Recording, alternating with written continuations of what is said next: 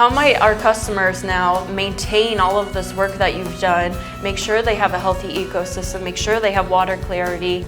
Hi, my name is Jamie with L.E.W. Here with my father, Les Woodring. We're a family-owned and operated business for the last 15+ years, specializing in aquatic services. At that point, we would introduce the aeration system to the customer, and we will sit down with them and give them a list of stuff we recommend and let them pick it from there.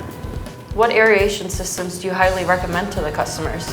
Well, depending on the size of the lake, usually a fountain, well, an aerator fountain, plus they're super aesthetically nice to look at, or it could be as simple as a boiler maker, and they're just moving the water around, and it helps keep away the mosquitoes, helps with mosquito problems and stuff like that too.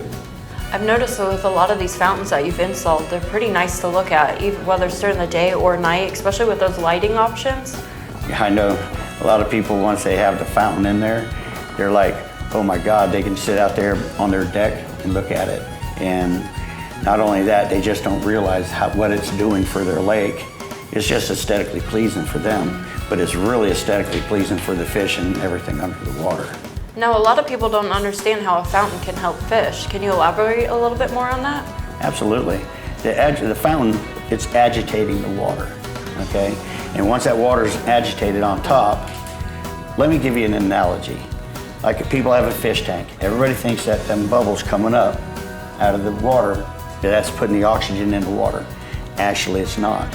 When the bubbles come to the top and they pop, that's agitating the water, which is transferring the gases. The good gas, the bad gas for the good gas. The oxygen comes down and adds the oxygen to the water. That's the best analogy I can give you.